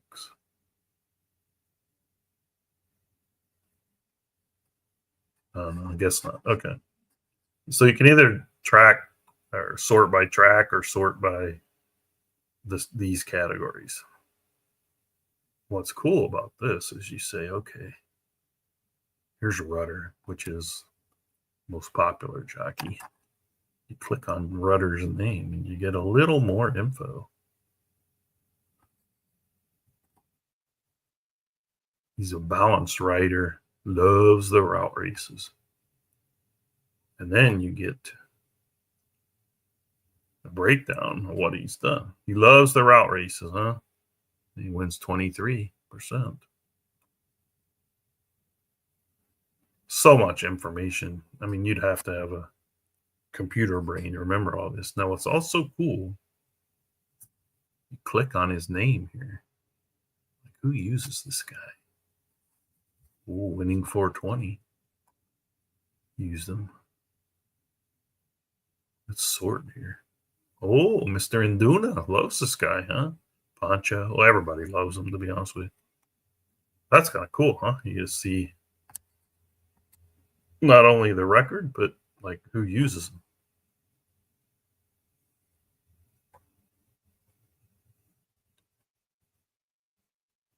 Now, down here is called Racing Leaders, which allows you to do a query.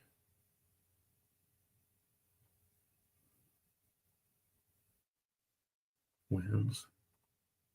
And see the same data that we saw, but you get to pick your own data. Remember Complicated? Where you had 10 wins? And that other site, you got all the different categories, but they weren't always in the same spot. You might have to go to stakes for one and wins for another. Now we go to stakes wins. Ooh. Or I could pick, former season, which stable, which jockey. See that jockey. This jockey has the most stakes ones. Rudder, there he is. But of course, he's also raced almost the most races, but still wins 24% of his stakes races. Good information. Now, latest workout, top race time, and top breeding stables. Latest workouts you'll see here. So we'll go to it over here when we get to it. Top workouts.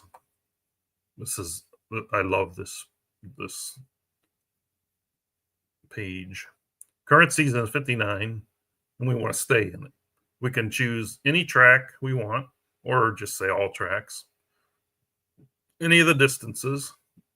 So this is I get to be nosy and look at all the horses instead of just mine. I use all hair condition, all age. Let's look at the age being exactly 2. And I don't care if it's male, female gelding, filly, colt gelding. Status, unraced or raced. So I want an unraced horse that runs 8 furlongs. That's 2 years old, because I want to put him in the eliminator next year. I'm going to try to weasel it away from somebody. Now you can say, okay, do I have any of those? And hit stable. Oh man, how sad is that? Well, now you know to come look at my horses. You'll see their work times for How come this guy hasn't run a race? Because I'm saving him for the eliminator. That's why. Okay, now eliminator is always on dirt, so you might want to say, I don't want to take a chance with a turf. So it's like in my stable, how many of these are dirt? Nice. Okay, so forget my stable, forget surface. Let's go to the public area. These are all unraced horses at 8 that have trained at 8 furlongs. Now, you don't know if somebody sneakily changed the horse's weight on here without looking through the works. But so here's all the people. I'm going to say I'm not stockpiling horses. I just haven't got to them. I'm telling you, I overdo it. You can see for yourself. Well, anyway, that's unraced. Now, all horses, let's see the best works for every horse that's put up a 8 furlong work. You can see Tremendous Trillion from Dutton had an 8 furlong work at 134.69. I think that's about as fast as you can get a horse to go on here. I don't know if it can go faster, but I don't think I've ever seen one. So then it's like, he says he's raced. Has he been living up to that name? He's ran 9 times, 1-4. So he's up there running in the stakes races. So, maybe his works are legit. Oh, I forgot. This thing won't follow me. Stop screen. Present. Notice how I talk out loud so I don't forget what I'm doing. Okay, so this one I'm looking at. I clicked on that. What happens is it opens a new tab so that your original tab is always there. So this is the horse, one of the horses that had fast works. So if you want to check on what the works are doing, you see that. What's he been running? Well, he's running in qualifying, stakes qualifying, and doing well. So there's one that works. Works are showing you that it did well. So you can look around.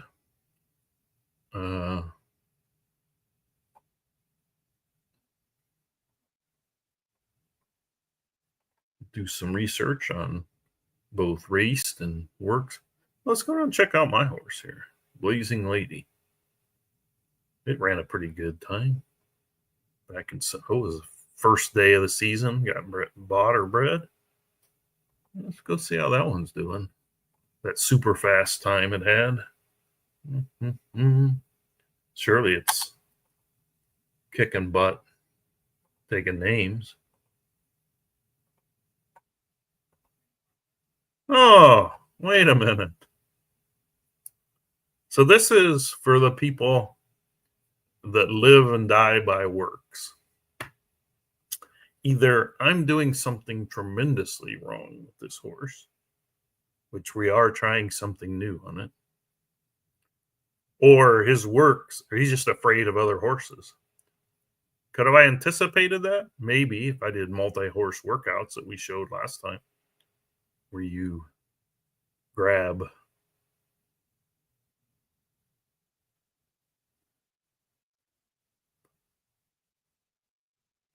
grab 3 or 4 horses and put them in a session, and maybe you'll root this one out and say, oh, this guy, this lady just can't handle it.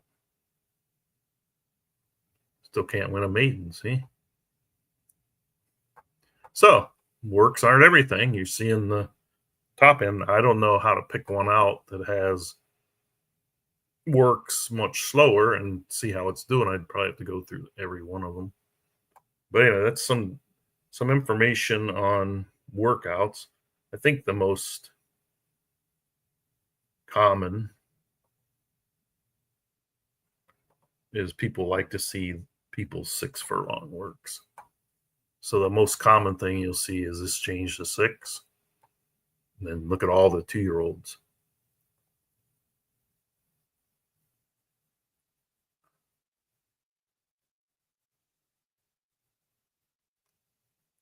Sorry, it's a lot of data to go through. And you can see now some of the fastest 2-year-olds. It also shows you the jockeys being used. And now, like I said, you could click down this list again and see. Now, all the horses also, I want to say that just because it has a fast 6 furlong time doesn't mean it's a 6 furlong horse either. It just, that's a remarkable 6 furlong time. Might be a router, Usually routers are going to be not quite that fast, but some of them are. But you get an idea. You can do anything you want. You can do 3-year-olds, 4-year-olds, all ages. It's kind of cool to click on your own stable and get a quick view of everything as well. So I love this little page here. Now this is all work times, the best times throughout the season. But you're like, I want to see what people have been getting lately. So you go to this latest workouts, or you can go in here and go latest workouts. And now this is the most recent. You see, it's all 11:22, 11:22, 11:22. And then after today, it'll be tomorrow. We'll show today's stuff. You can still customize, though. You can say the different distances. We'll do 6 furlongs. And I leave surface all because some people train on dirt, some people train on turf, and then people train at different tracks. So I just leave these open. You can see here, Rod and Son Stables been working out on California. Nemesis. See some of the works people have been putting up. Now, mind you, like I said, some of these people run one workout and then they say, I'll come back later and do the ads and everything else. So it doesn't necessarily mean that this is the way the horse is going to end. But there we go. Frankie Strike again from Dynamo. Is a 4-year-old, though. So 4-year-olds will pick up a bit of speed. If you're like, I don't really. I guess you can't cycle, just 2-year-olds. This used to be the only way we could track workouts until the new one was added that we just looked at. Again, I spent a lot of time on these pages just to. A lot of times I like to drill in and see who the sire and mare was of some of these that are coming out quick.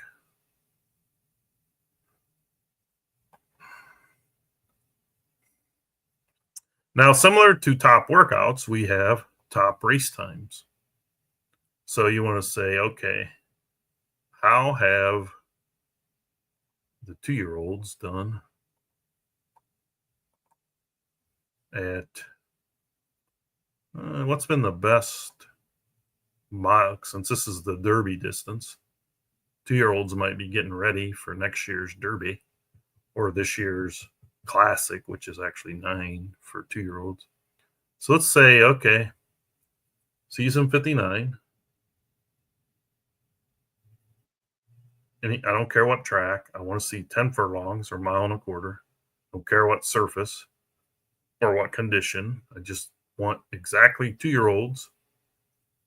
As you can see, if you did less than 2-year-olds, you would probably get a big fat 0 because 1-year-olds aren't available yet. Yearlings, we call them. They'll be available probably next month, and you would see you could put less than 2 on here.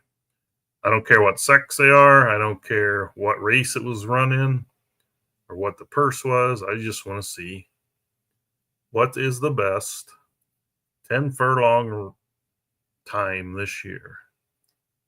This is a massive horse, K&V. One for my brother, Rachel Alexander. Look at Pat Donovan having a massive year for himself. Got a couple up there. So you can do that, do it any distance. Cool. I like these pages a lot. Top Breeding Stables is going to show you how many races their homebreds, horses they bred, not bought, have run this season. How many wins, places, shows, how much earnings, how much they earn per race, overall win, and in the money. I'm having Bob look into this because I think this only picks up your active horses. So if you've retired one and it won 3 races, like if he retired one that had run 3 today, this would drop to 214. Also, the first time you come here, you need to hit filter, so it'll update it. Might have some data might have come through. I like to do wins. It's a lot of wins from homebreds. But here he is again, Mr. Flip Farms. 33% winners. That's crazy. And that's the breeding stables. Now we're almost through, and I'm close to the 2 hours. I've left out some things, and I hope that people will send comments about other questions they might have had that I didn't cover, or other people will send comments and say, what the heck you were talking about on there? Just not right. But I'll do a small recap at the end. But the tipping contest is kind of fun. It's really fun. Wish I would spend more time on it. The weekly tipping contest. Now it runs Sunday's morning, afternoon card.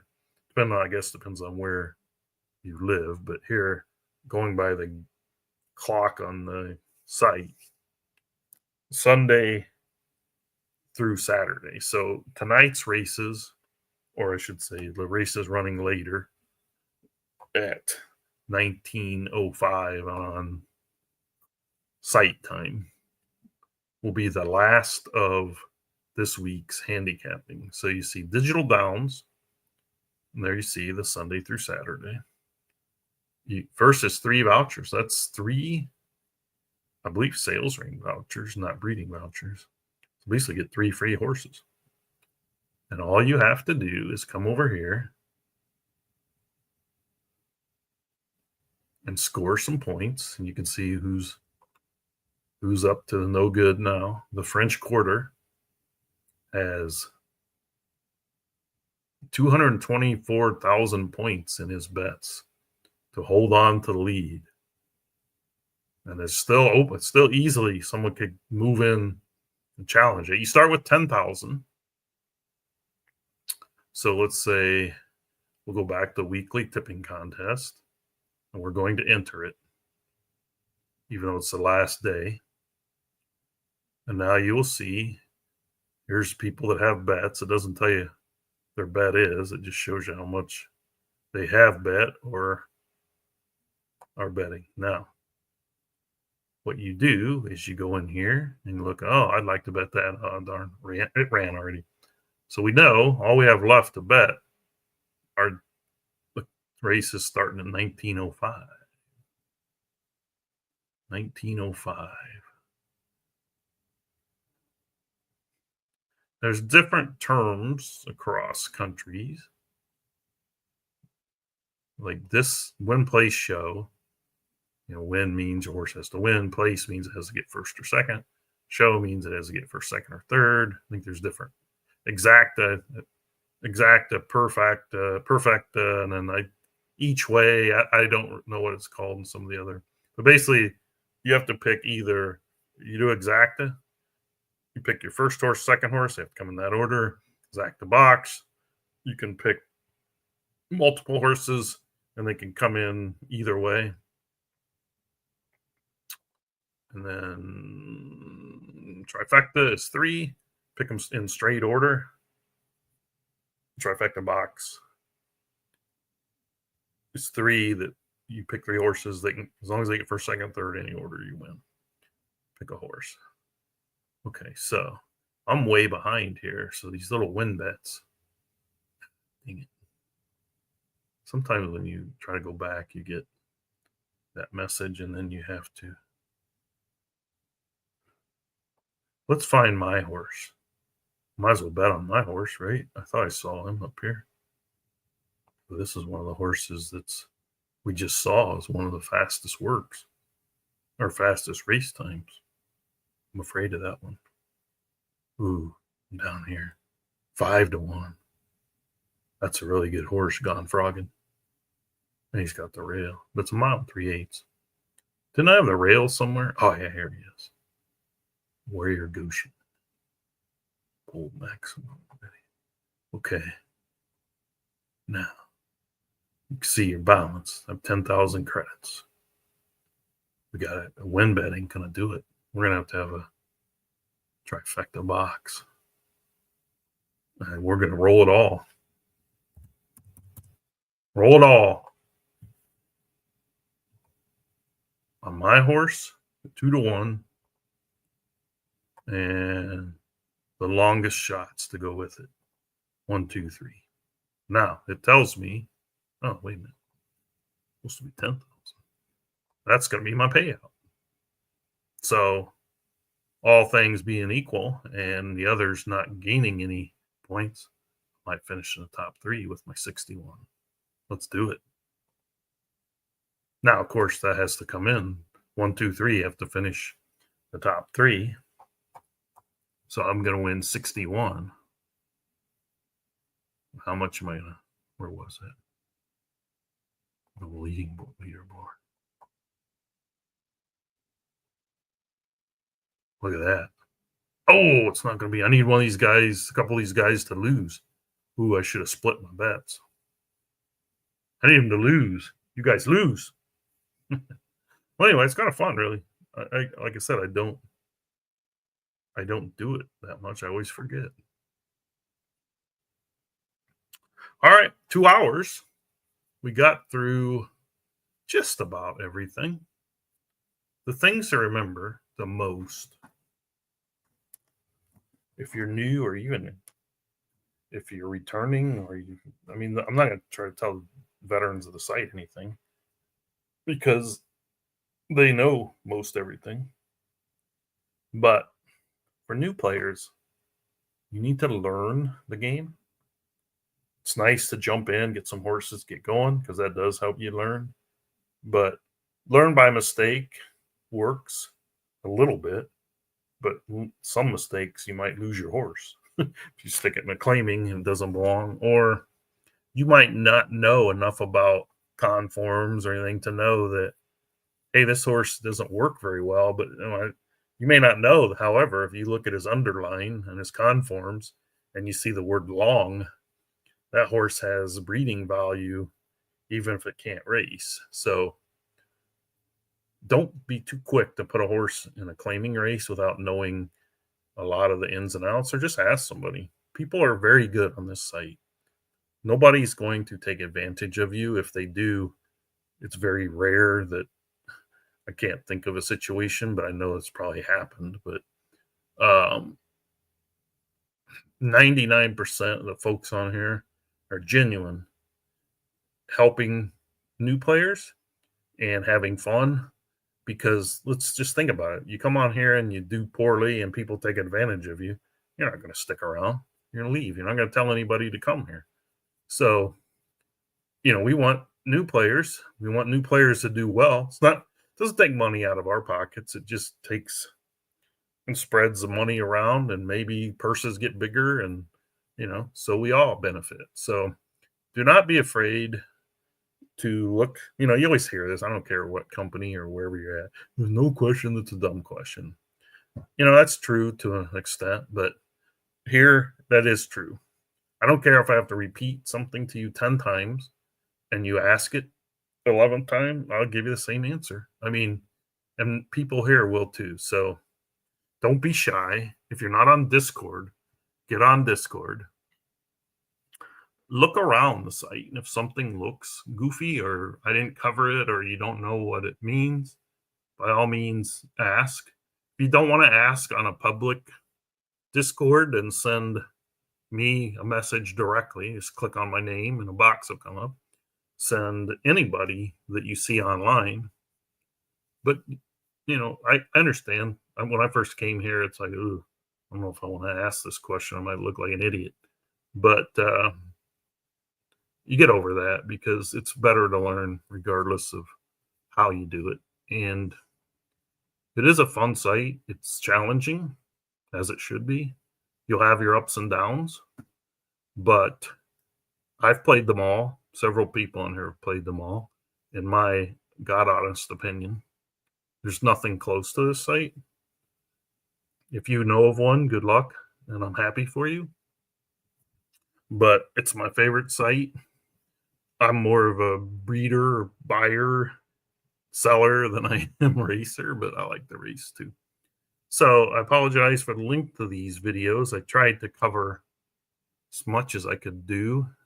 Some of the times I didn't have the right answer. I didn't know what the heck I was looking at, but I trust that anybody that has any questions will find someone to help answer it, or find a lot of people. And by all means, always get a second opinion from somebody. If one person tells you something, go see what another person says. Make sure you might get a different answer, because we all play the game differently, just like the little workout chart I sent or I put up here. I'm sure some people would look at that and say, what the heck? Those numbers are stupid. So anyway, thank you for your patience. If need be, we can set up another podcast and or have a live new players where we actually get some new players to come on here and submit live questions. Anything we can do to help, we will. And I thank you very much. And we'll see you next time.